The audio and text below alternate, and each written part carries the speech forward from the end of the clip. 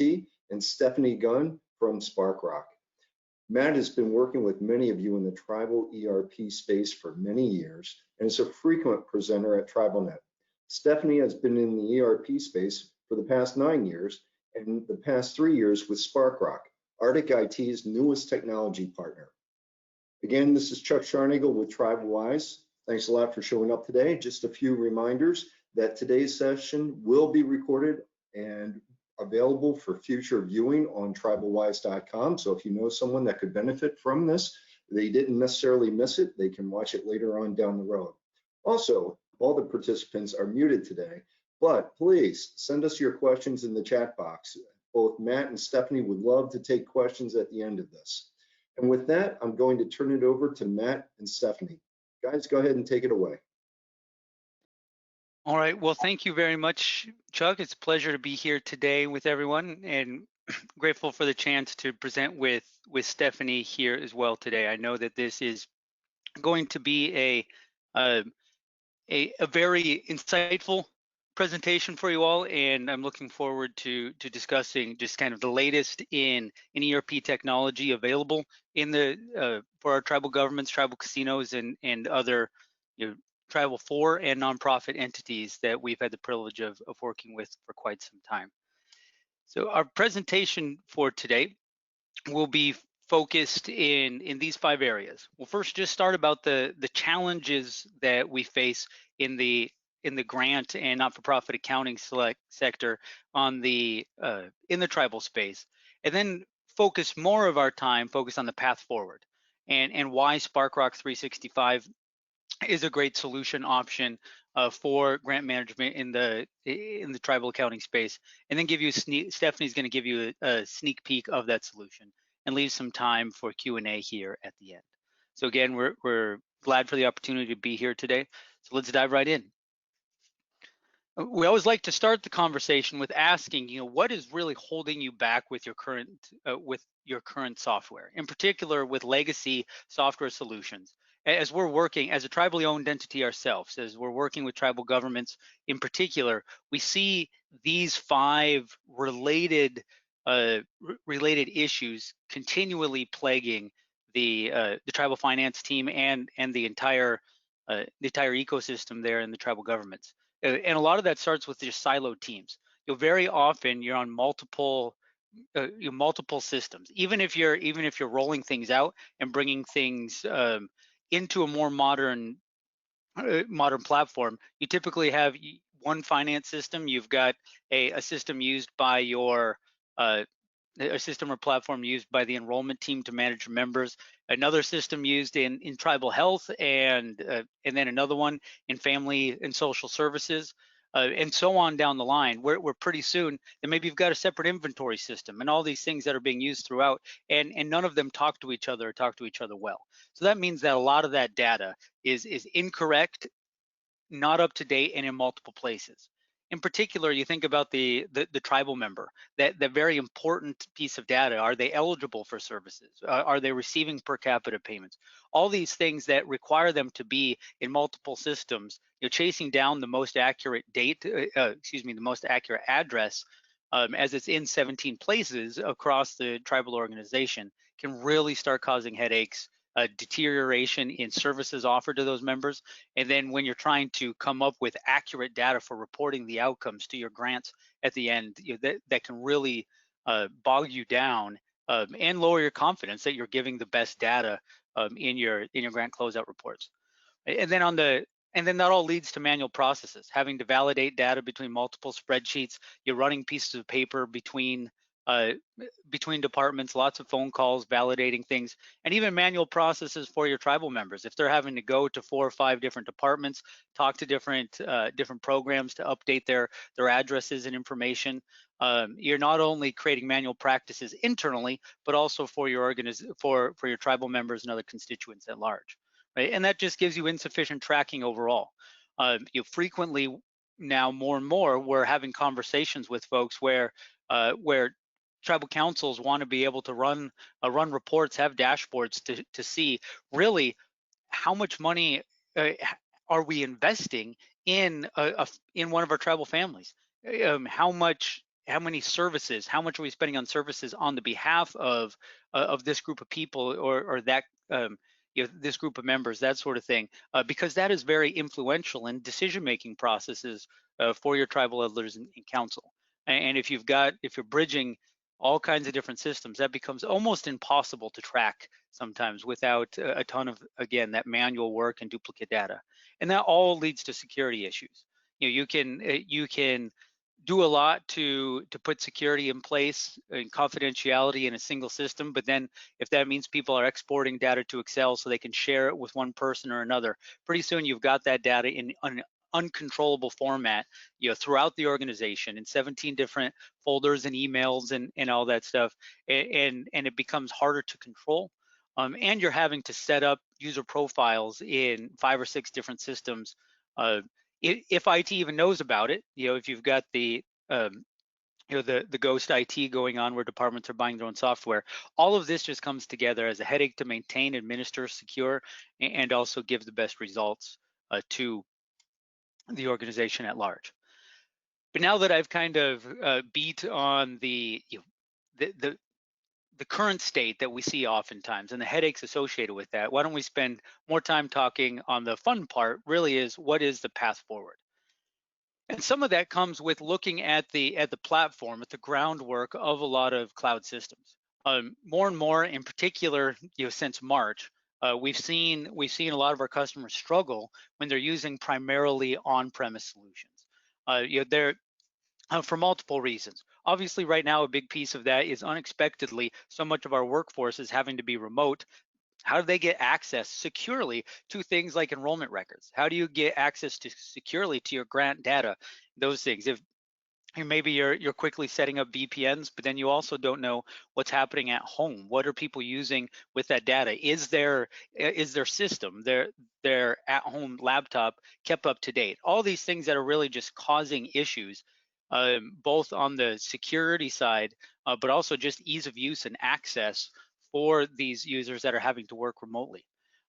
Again, creating these redundant and difficult costs, and then really having to have complex processes set up for data backup and disaster recovery. Where on the cloud system, you can really ensure that business continuity. You're protected from local issues, meaning that local issues, if your organization is a victim of ransomware, and it brings everything down that's on premise, you're protected from that typically with your cloud solutions. And then if you have local, or even if you are using like private cloud, that sort of thing, if you have issues for local data centers, like for those of you on the West Coast, if there are all the fires that are maybe are causing a lot of concerns, or things with other sorts of natural disasters, when you're using a cloud system, especially one based on Microsoft Azure, as we'll be talking about, it gives you that continuity, that safety with automatic geo redundancy and those things to bring it back up. And all that is just inherent through those cloud mechanics, just the way that these, at least large cloud providers like AWS and Azure, are providing to keep you safe and secure, just as part of that base platform. And again, it empowers a remote workforce to securely access it and use it the exact same way if they're from home, if they're on the road, using a phone, or if they're on premise at your organizations. It empowers a remote workforce, because the times that we're in, while we're calling them unprecedented now, things like this will probably happen again. If there is a resurgence, we're not going to be able to tell our leadership, well, we couldn't plan for this. This is unprecedented. The precedent has now been set, and as IT professionals, we have to be ready to make sure that we aren't in an unprecedented situation like this again. Now, especially some of those in remote areas, we do understand that the cloud systems require an efficient internet connectivity. We've been glad to see more and more tribal governments investing in that infrastructure to be able to improve not only the internet connectivity reliability to the tribal administration buildings, but also out for their membership. It's been really neat to see. And we see that becoming less and less of an inherent risk for tribes to be able to adopt cloud systems. And the cloud system, the cloud platform that we're going to really be talking about today, starts with the Microsoft Dynamics 365 platform. You've probably heard if you've had a conversation with me over the last 3 years, I've been really excited about D365. You've probably heard me talk about it in the past, but just to establish that baseline, it really is a unified platform of cloud capabilities. Where in the past, you had even legacy Microsoft products where you had Dynamics GP kind of on its own, then you had Dynamics CRM kind of on its own, then maybe you had some of the field service type functionality, or you had another inventory system that were all kind of in their separate systems. Dynamics 365 has separate applications on the platform, but it brings them all together um, in what and enables what we call the common data model. But those applications can include things like that CRM stuff I just mentioned, sales, marketing, customer service. But that baseline of that functionality is what enables some real strong modern enrollment systems and other things that like we've created with tribal platforms to give you that all those services to be able to manage your customers, the tribal member, the folks that you are servicing and providing those services to with your grant funds in the same platform as your finance system and in the same platform as other folks might be using if you are running you know um, gas stations, convenience stores, other things that we commonly see there, where maybe those tribal members get discounts, right? Or other parts of commerce that you have on your tribal lands as part of your organization. You can tie all of that together underneath the Dynamics 365 platform. So what does that mean when we say the common data model? That means a customer is a customer is a customer, or a tribal member is that same record throughout. So that enables things like if you update if someone from PerCap or enrollment is on phone with someone from one of the tribal members and they update that address can roll throughout all the applications. So you always know that you have the most correct address. And it really starts bringing data together, not only on the financial side and enabling the reporting of that, which is a key focus for us today, but it also can include that in a way where you're using just a financial dimension for that tribal member. So again, any costs associated on behalf of that tribal member is flagged to give you the all-encompassing reporting, because you're no longer dealing with siloed, separated systems any longer. But still giving you that Azure security backbone and data model security behind there, so you can secure and keep confidential the data that shouldn't be shared amongst those applications, but then enable the sharing of that data amongst the applications that is necessary and appropriate to give you the best and most up-to-date information to ensure that when you're working on your grant reporting and those things, that all of that is up-to-date and accurate. And it's fully embedded within the whole Microsoft the Microsoft platform of cloud services. So things like Office and Office 365, or what used to be called Office 365, which is now Microsoft 365 Business Apps, things like Power BI and the Power Platform that really enables you to do more with that is all part of that same secured Microsoft Cloud service via Azure. Now, when we say but today, being a finance focused, want to just highlight, and we'll spend the rest of our time narrowing down in Dynamics 365 into the ERP, the finance system sphere of that. And in that, in particular, the area where we're focused today is on the Dynamics 365 Business Central. Now, it's been out for a couple of years now. It is based on, so there's a lot of great functionality that Microsoft started with the best of what was in Dynamics NAV or Navision. So for some of you, you may have experienced or used some of that in the past. This is essentially Microsoft taking the best of that, updating it, completely modernizing and improving on that in the Dynamics 365 cloud platform, and really optimizing it for financials, inventory and distributions, and analytics. But there's more needed to really support the tribal market, to support the needs of a tribal government with grant management and accounting and all those functions. And that's why we are so excited to be partnering with Sparkrock.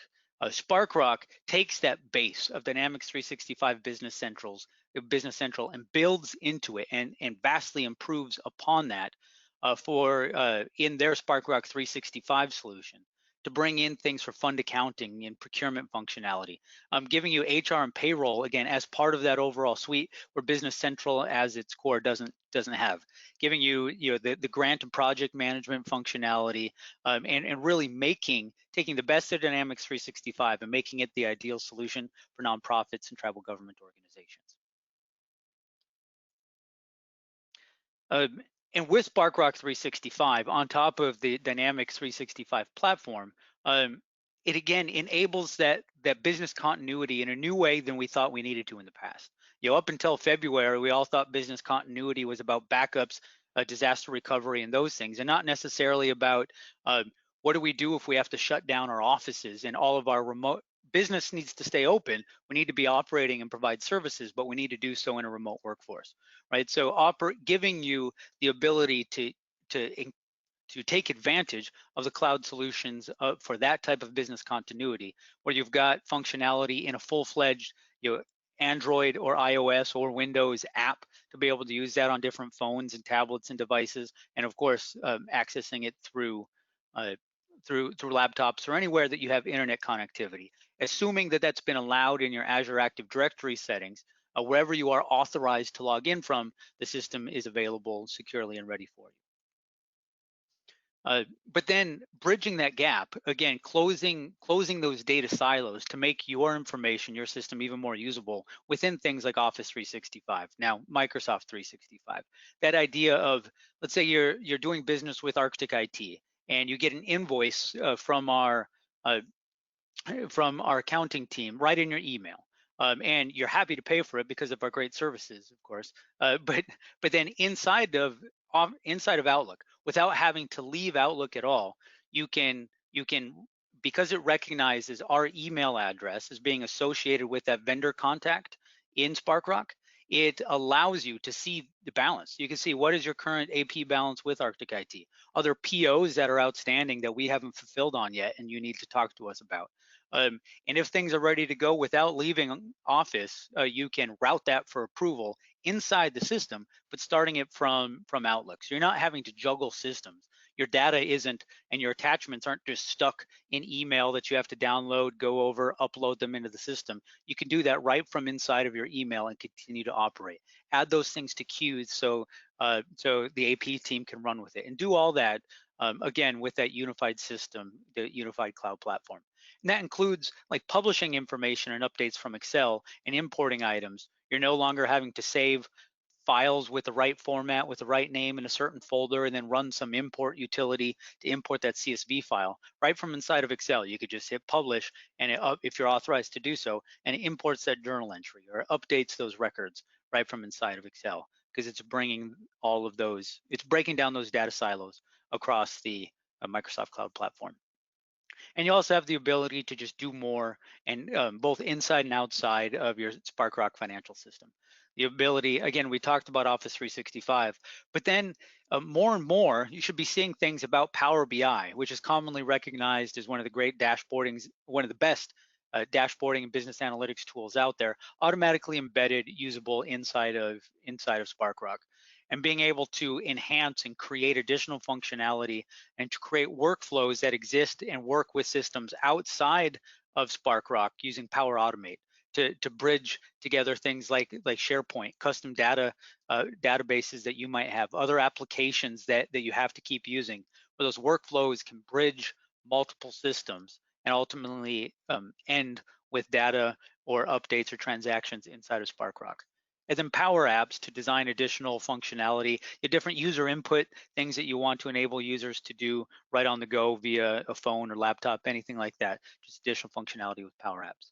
And again, as if you've had experience with Microsoft and Dynamics accounting systems in the past, there's always third parties that are available to add even more functionality in. And for those of you that have been using a Dynamics GP or NAV for a while and like the ISVs that you have, nice thing is most of those are ready and work also with Business Central. So if you've got great functionality with legacy type ISVs, most of those ISVs in the Dynamics area are also available in the cloud for Sparkrock. And in general, both Sparkrock and Arctic IT, we are Microsoft Gold partners. So while Arctic IT brings those decades of industry expertise in working not just in the financial system basis, but also as a Alaska Native owned corporation itself, Arctic IT, working in the tribal markets for years, being able to bring that extensive experience built on top of that solid foundation, that Dynamics 365 solid foundation that's built upon and supported by Microsoft. So you're not having to worry about the individual partners and what happens if we go out of business for one reason or another. You always have that dependability of one of the largest corporations in the world, Microsoft, behind supporting and investing in the platform and the software itself. And then we're excited to partner with and bring the market expert, Sparkrock, to give you that additional functionality uniquely designed for tribal organizations and nonprofit and grant management, on top of the Microsoft Dynamics 365 and Arctic IT's experience. And so with that, I'm very happy again to introduce Stephanie Gunn from Sparkrock, who's been working with it, you've heard for years, is very familiar with the software, and will be able to give you a more in-depth view of the software itself. So with that, Stephanie, I will turn it over to you from here.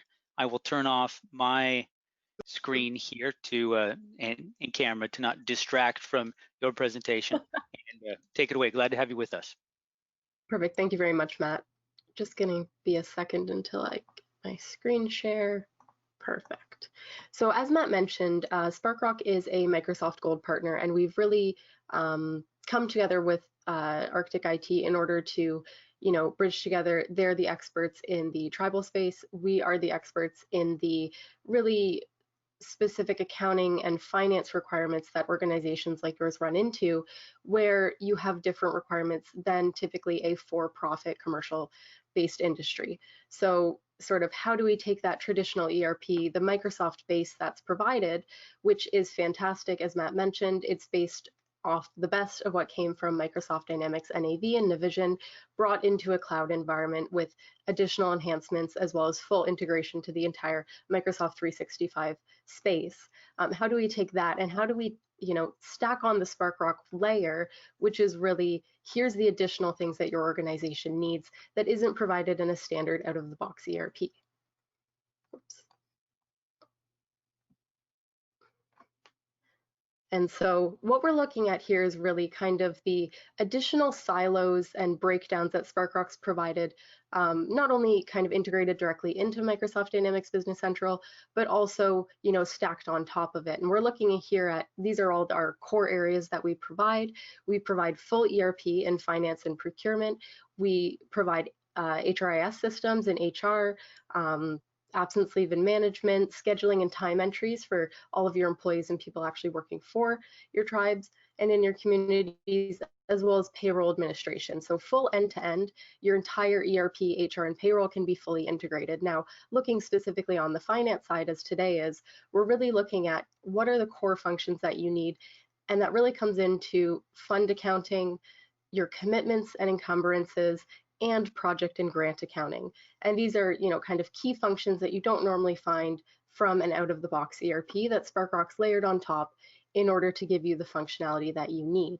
Now, along with that kind of comes into our purchasing module, requisitions management, all the other finance modules that we have, including reporting, financial analysis. Once you're able to get the information in the system that you need, now how do you get it up? How do you work with it? And do a lot of your grant reporting requirements, which typically differ greatly grant to grant, grantor to grantor. They may cross periods, they may be multi-year grants, things that traditional systems might not deal with in the most efficient way, causing you to do a lot of manual processes, keeping, Excel spreadsheets, tracking these year over year, having to, go in and really kind of scroll through the general ledger in order to pull out the transactions and be able to report efficiently and accurately. Now, every time you kind of silo these all apart into separate systems, there's always a risk for data loss, there's always a risk to miss something, and also the management of all those different systems, bringing it all into one place that's secure.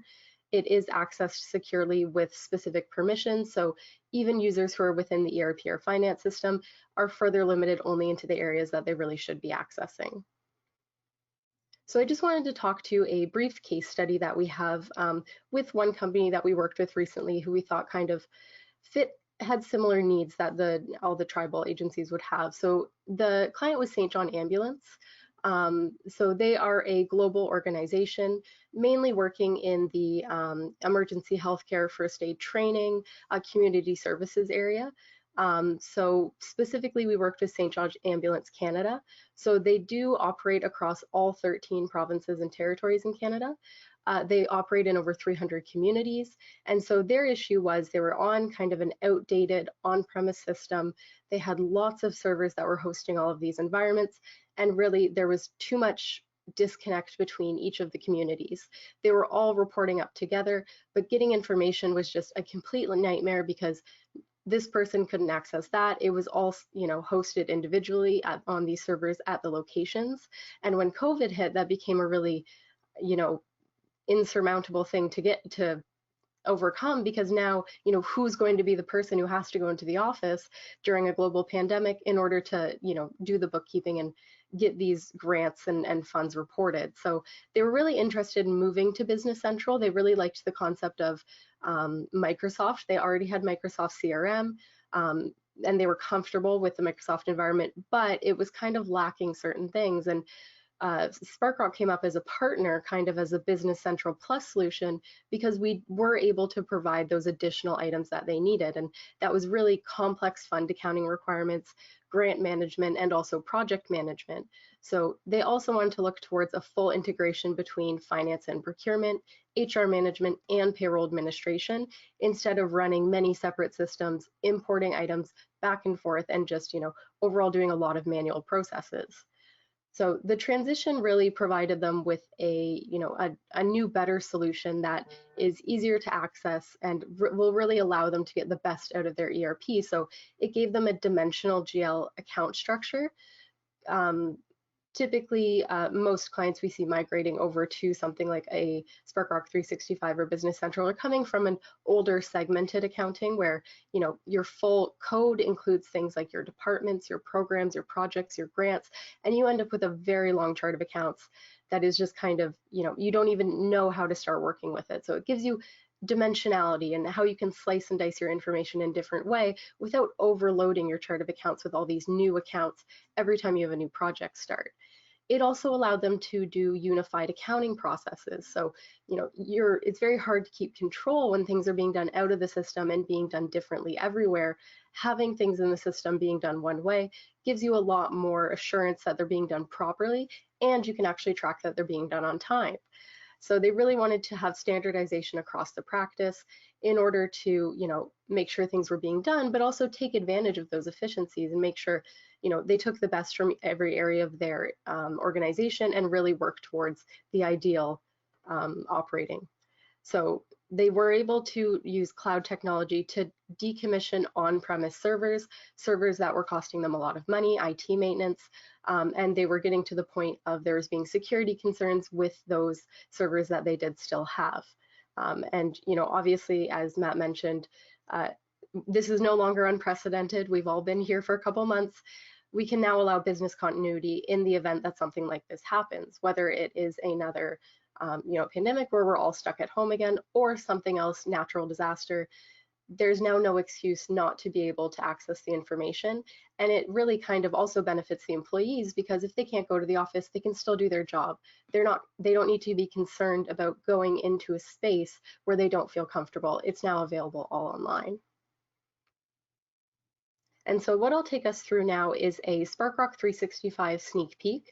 I will show you a couple of the key functions that I talked about. We'll be looking at our kind of standard Sparkrock 365, as well as our procurement module, how that feeds into the system, and really how does that help you with information related to funds, grant accounting, project accounting, and having up-to-date information that's accurate to your budget. Okay, so when I show my screen now, what you'll see is the landing page of Sparkrock 365 powered by Microsoft. So this is our core product, really, and it is powered on the Business Central base with the Sparkrock layered on top. So when you first come in, you'll see your role center. So This is the main landing page that users get. There's multiple different role centers out of the box provided for all different roles that you might have. So things like an accounting manager, someone working in procurement, someone working in accounts payable or receivable, they can all have different views into the system that really gets them the key things that they need. On top of that, each of these views is also customizable because certain users might need access to certain areas or they might just work differently. Being able to customize the view that you see and the access really allows them to do things efficiently. You'll see here I'm looking at my screen and I see a pretty standard finance landing page. I see finance, I see budgeting and journals, but I do also have all these additional things like projects, tasks and deliverables for my projects. And if I go down to even more, I look into some of my funding items. So I might be maybe a fund manager, or I might be doing the grant management. I can have specific views this way, whereas other users may not need these items and can be removed and configured off the screen. So directly into a finance system, what is the most important area? It's really your chart of accounts or trial balance. So the one really nice thing about a cloud-hosted solution is that all your information is going to be up to date to the minute once that information is entered. So here we're looking at our chart of accounts. We can see all of our natural GL accounts. We also see some additional columns here that not every ERP system or specifically Business Central itself has. We have a budget column. We have commitments, which would be any approved requests in the system. So as soon as a request is approved in the system, it's going to draw down against your budget number, really giving a more accurate and up-to-date amount of this is what we've spent or committed to spend. Encumbrance will be any POs that have been issued, as well as all of your actuals, so your actual expenses going through the system, giving you what ends up being your remaining budget available. And if I just flip here quickly to say an income statement view, I can really quickly see here's what I've budgeted, here's what all my commitments are, encumbrances, and actual net changes. Now, all the numbers that you'll see here are also hyperlinks. So instead of having to constantly run reports just to do, a little bit of analysis in the system, you can now just directly drill in. So if I drill in on my maintenance expenses into what my commitments are, what this is going to show me is here's all the approved requests that have come through, and here's all those line items that are sitting there. Well, this is what's been approved. Now managers can really quickly see not just the end process where you'd finally finish month end and a couple weeks later they get up-to-date budget reports. Now they're going to be able to see it immediately in the system and have better control over their budgets and better control over their grant spending.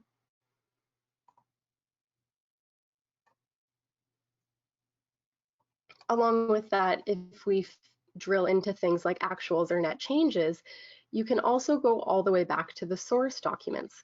So as Matt was mentioning, having things saved in file folders everywhere, having things, filed away paper in some office somewhere, it's really not very useful when you can't access that information or find it. And what the system actually allows you to do is directly drill in, see different documents in the system, look at something like an invoice and say, oh, I kind of want to take a look at that. What happened there? And navigate, drill in directly to the invoice itself, all the details that were provided, say, that looks a little off. What was that for?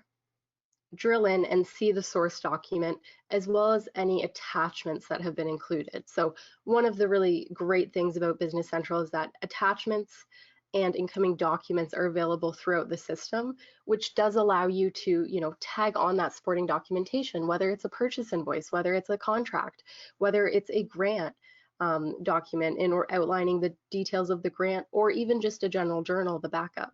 Now, instead of having to constantly go to some, shared folder on your network drive, it's all directly within the system, and it really saves people time, not having to dig around in paper. It's all here. Along with that, it also provides you some data security, knowing that this is an Azure hosted cloud solution, so it's hosted by Microsoft.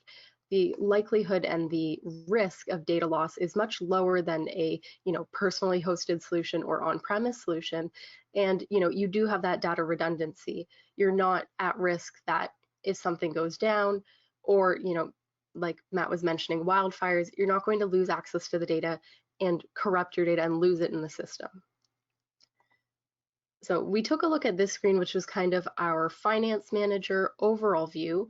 But what I want to take us through, and one of the key benefits to Sparkrock 365, is that it starts at the very beginning of the process, and it allows users to go into the system and initiate documents right from the beginning, which would be something like a purchase request.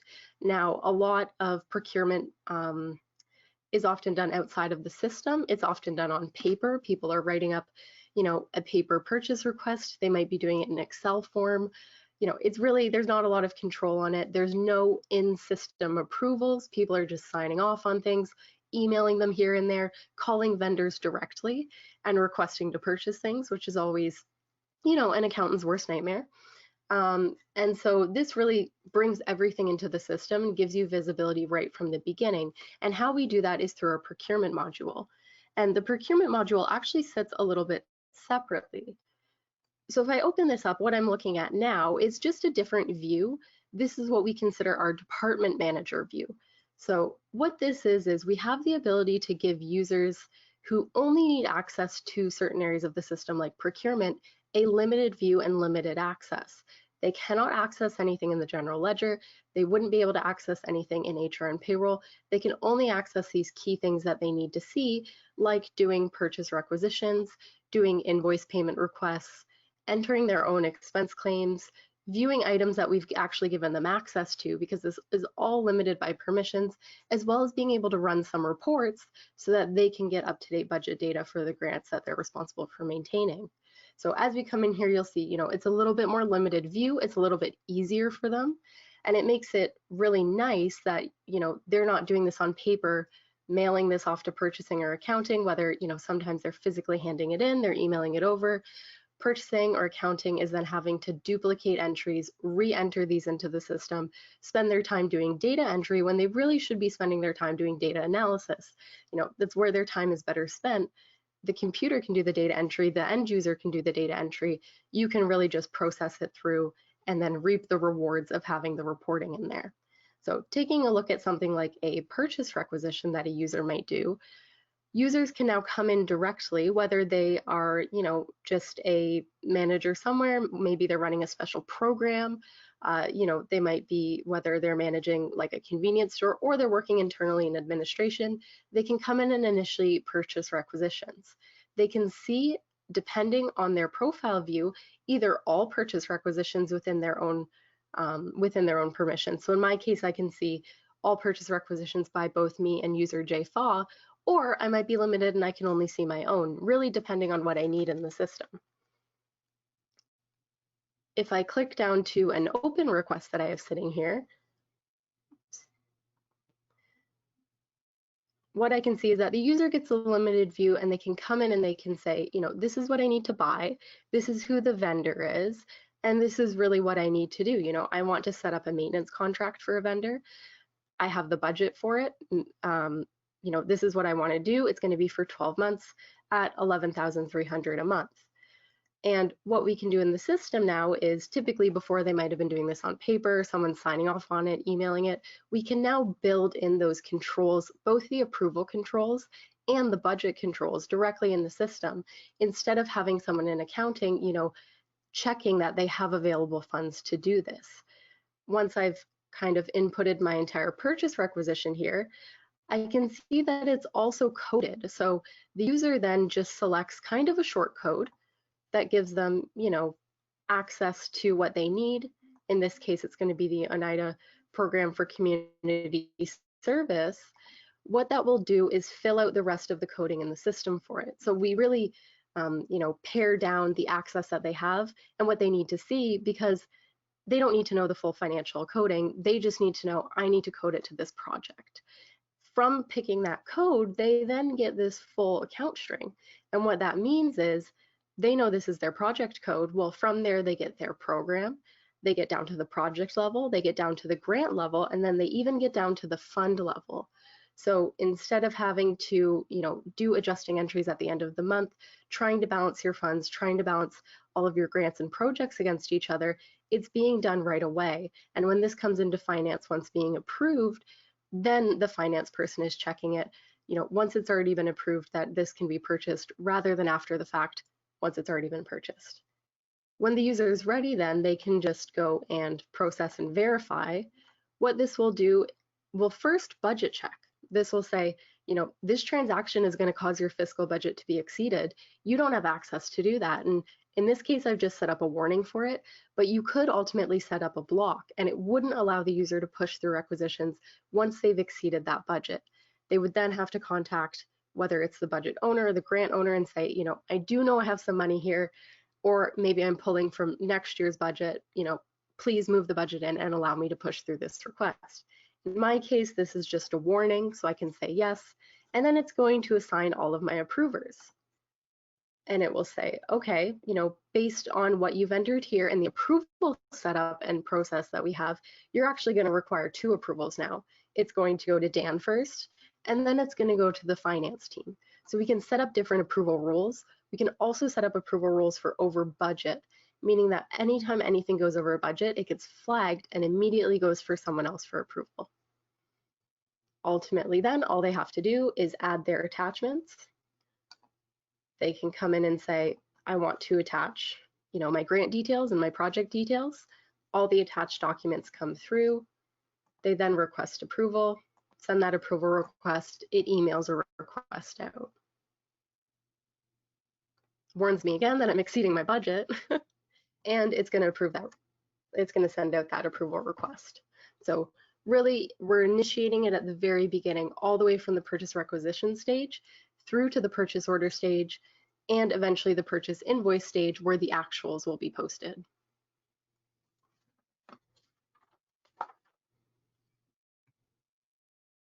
So now that I've actually done an entry, hit my project, hit my grants, and hit my funds, how does that impact in the system and how do I track all of that? I can see how I can attach that information on a financial document, but how do I actually get the reporting out? And so the way that we manage this is mainly through our projects. And so it's called projects here. This is really project and grant management, where you're setting up projects related to different grants that you have. So here I'm looking at all of my current projects.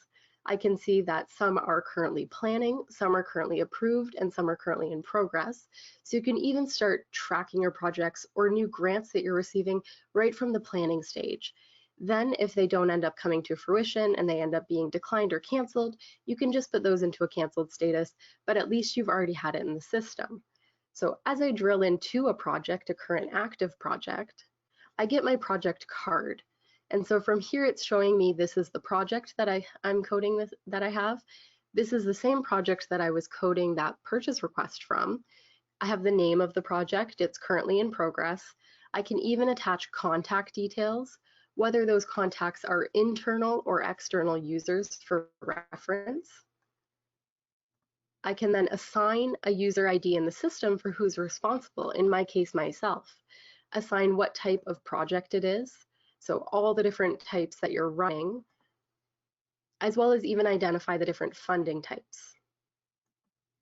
Now, what's one really key thing here is that you can actually track the project by start date and end date aside from your fiscal calendar. So, often we're having to report on grants, not on your standard accounting fiscal year. Whenever they give you the money, whenever the grantor decides that this is the reporting year, you have to report to their requirements. So having the project card where we can actually track the start and end date that differs, or potentially multi-year projects where we can then report over multi-years aside from the fiscal calendar. We have things like summaries and details, as well as outcomes that we hope to achieve, and any comments. So it really works as a project management tool where you can say, these are the projects that we want to initiate. This is everything that we've identified on the coding. This is the type, the funding, and then here are my comments. So as you work through the project, we started planning, we've started the initiative. As you continue on in the project, here's all your details. Now on the right-hand side, you'll see kind of a project fact box. And what this is going to do is show you your budget, your actuals, your encumbrances, and the remaining budget available both for the current year or the entire project life. So for projects that span multiple years, you can view it on a per year or total project basis. You can also assign tasks and deliverables to your projects and track those, what needs to be done, and again, track all of your contacts. Now, the nice thing here is that not only is it tracking the project details, we then also get into the funding and the grant management. So if I go under my payments and funding here, I can see that I can actually track my funding sources. And in certain projects that I'm running, I might have multiple different funding sources. I might be funding things, partially internally, partially from external grants.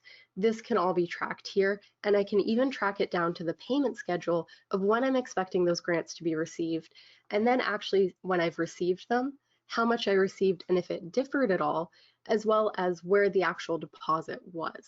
So instead of, having to keep track of this kind of in an Excel spreadsheet somewhere and not knowing what payments am I expecting, what payments are currently, outstanding, I can now get it all directly off the project. And instead of, calling around, asking this person, asking that person, it's very easy to track in the system. Aside from just the funding and the payment schedule, we can also look at the tasks and deliverables. And now these might be specific project tasks, but they can also be tasks from a finance perspective. Here I have a task for planning and for my requirements. I've completed both of those, that's great. But I also have tasks here for things like my financial statements and my progress reports. At what months are these due? When do I need to come into the system and produce these reports and track them? And with the amount of grants that you're running, this is often, a huge job in order just to track, these are the due dates of all the reports that I need to provide. So having that in the system and easily being able to see what is required, is this overdue, has it been completed, makes it a lot easier from the grant management perspective.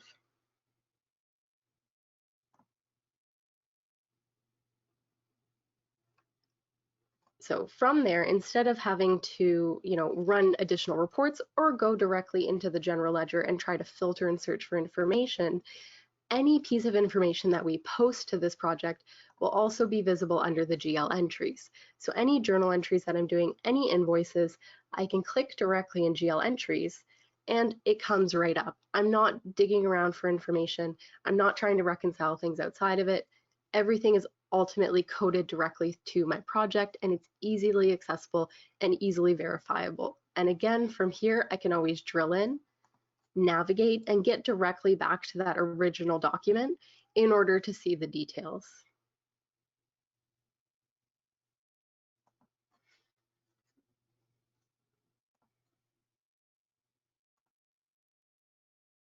If I go back, so aside from just looking at the project card, what kind of reports and information can I get out of the system, both on project deliverables and tasks, as well as financial details? Well, you'll see here that I can actually analyze any project by type. I can go in and see how many projects am I running by each type. I can also look at project by status. So if I need an overall view of what are my current projects that are approved, what are my current projects that are planning, and then finally, I can also look at all my tasks and deliverables. So in one easy page, I can see this is everything that's required and this is everything that's currently outstanding. Aside from that, there's also out-of-the-box reports to print, which will give you things like all of your project details. So if you do need to provide reports on the projects and include all of that information in one place, you can print a project details report which gives you all of this information, including all of the tasks, all of the payment sources and funding, and all the information here. As well, there's also a project pending deliverables page that you run in order to see what's currently outstanding. Well, it's October 1st. Oops, my financial statement and progress report is due on this report today.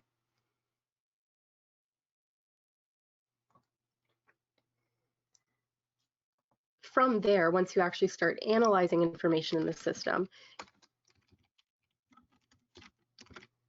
we're looking towards our account set analysis or, detailed analysis, where instead of looking at it from, say, a GL perspective, high-level perspective that we saw in the chart of accounts, we can now actually get a view on it directly down to each of the programs, also linked to the locations that they're running at. So here you'll see a list of all of my account sets in the system, and I can see that there's, multiple different community service projects running in each of my different tribes. Here I have my budget, again, commitments, encumbrance, and actuals, as well as a little screen on the side to show me, when have I gone over and what do I have remaining.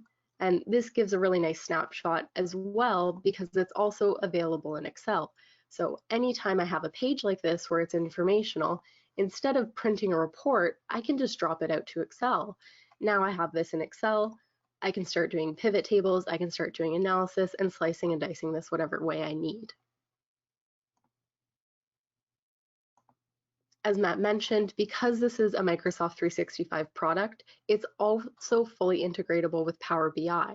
So for all of your specific grant reporting requirements, which typically differ grant to grant, you can then create those reports in a BI system or external reporting system and just feed in the information. It allows you to convert your information into the format that they need, because now you have all the details in the finance system. It's just pulling it out in the format that you need, rather than spending your time actually, just trying to figure out the details. It's all there. Now you just need to put it in the format for reporting. And so the final thing that I wanted to look at is, we spoke about grants, we spoke about projects and how we track those, but the system also has full fund accounting functionalities. So within the system, you can do full fund accounting from operational accounts, restricted accounts, and also things like special project or other restricted accounts, all through our fund accounting module. The fund accounting module is really great because it ensures that there's a fund on every single transaction. It will also automatically do all of your fund balancing entries at month end. So instead of someone spending hours looking through these accounts, trying to balance the funds, the system's automatically going to do that for you. All you really need to do is identify the funds, identify the due to and from, and the system will do the rest for you. So if I go in and run my fund balancing entries,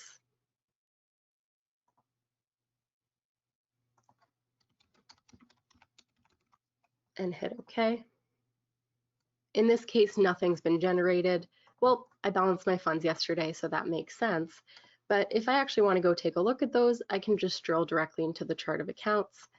I then get into my fund balancing view, which will give me a snapshot of just my fund balancing accounts. Well, there's my due to from operating restricted. My funds balance, all of my intercompany receivables, and my due to and froms have been posted. So what Sparkrock 365 really does is that it takes, the standard of Microsoft, which is a really powerful ERP system, and it layers on top these specific things that you need, really looking at grant management, project management, fund balancing, and other areas of a finance system that you may need as kind of a, not really a nonprofit, but as a tribal organization. So that takes us through kind of our sneak peek, and then into our summary and takeaways. So here we're really looking at, why would you look to move to a cloud solution? Why would you look to move to a hosted solution with a Microsoft partner? Well, one, you want to really future-proof your organization now. Two, Arctic IT is really your trusted ERP technology partner.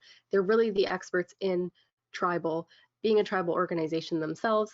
And why would you look to partner with Sparkrock as well? Well, really because we provide the key finance pieces in order to get you the accounting and reporting that you do need.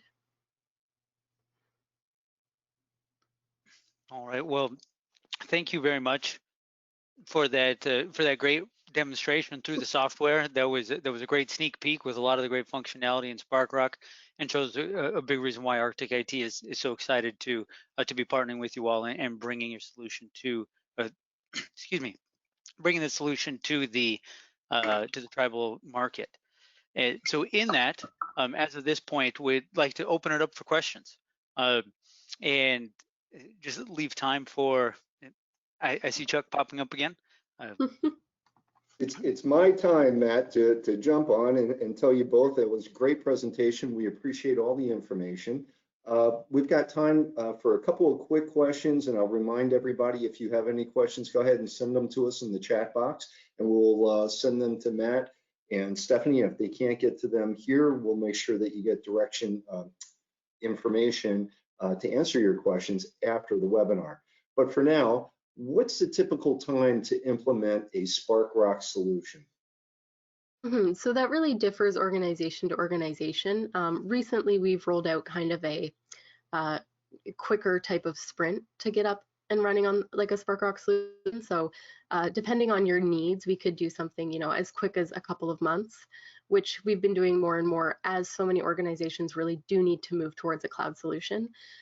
You can get started on just specific modules as well. So even if you'd be looking in the future at, say, integrating HRP and payroll, because everything in the Microsoft Dynamics environment really stacks onto each other, you could look just to do the core finance pieces first and then add on some of these additional pieces just to get up and running as quickly as possible, and then add on, you know, the additional functions that you really need.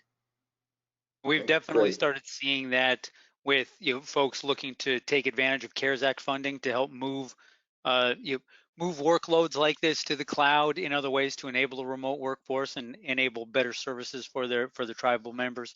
And so we've all had to adapt, and we've seen it be successful already.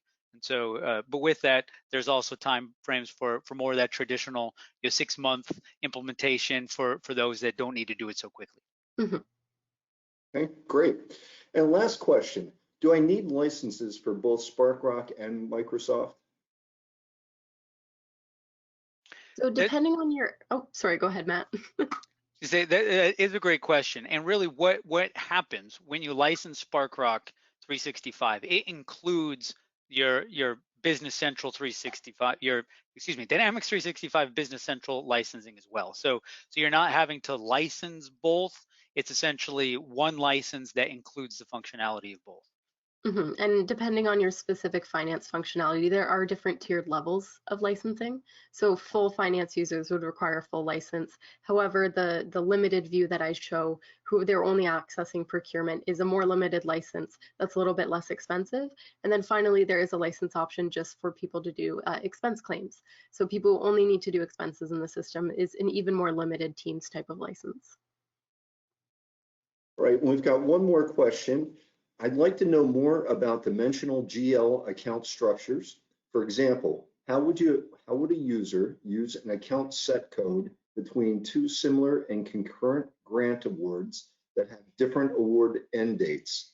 I'm hoping this user drop-down coding at the requisition level will allow a label for the fiscal year ending, for example, FY21. That's a fantastic question, actually. And I could go on all day about dimensionality and a dimension structured GL, but really you would be able to do something like that where it's maybe two concurrent grants year over year. One could be just you're actually tracking that grant or project through one code that does span multiple years. Because we have the ability to report per year and per grant year, you could then, it kind of reduces the need sometimes to have duplicate codes in the system, which I find a lot of organizations run into. Each year they're changing their codes just to get the reports because that's the only way they've been able to do it in the past. Otherwise, the codes that you see are actually customizable. So the codes can really be any sort of short key to get the users the information. So including something like a grant year within there would be absolutely no problem if that's something that they need to see, either in the code itself or in the description. Excellent. Well, thanks, Stephanie. Stephanie and Matt, we really appreciate you guys being with us today. A lot of good information. We got one last question in. Maybe we have time to do this. Good morning, and thank you for the informative presentation. I have to jump off. Unfortunately, it's not a question, so it's somebody that's jumping off. Okay. We're going to be jumping off as well. Matt, is there anything, and Stephanie, is there anything that you'd like to share before we do? Just grateful again for the opportunity, and we're looking forward to the virtual TribalNet conference coming up. We're going to have a virtual booth there, and we'd love to talk with you all more about this, answer other questions in a more one-on-one manner as well. Yeah, well, and thanks again to all of you attending. Well, thank you, Stephanie. We appreciate it. It was a lot of good information. Matt, as always, it was great to see you. We look forward to seeing you guys again. Just a reminder to everybody, TribalWise has training packages available at a great price. We've got examples that with other tribes that we've worked with and saved them a ton of money. If you've got CARES funding, reach out to us, and we're happy to build a package that's right for you. We literally have thousands of resources in our library. Just reach out to us at contactus@tribalwise.com. And as far as webinars go, go ahead and take a look at TribalWise.com. All of our webinars are listed. We have got a jam-packed October. There's 4 more coming up, and November as well. I can tell you that we're already booking well into December. So we've got plenty. I'll let everybody take a look. Please get signed up, and we look forward to seeing everybody back on October 6th. So again, thank you, Matt. Thank you, Stephanie. Everyone have a great day, and we'll see everyone soon. All right, thank you all. Thanks, everyone.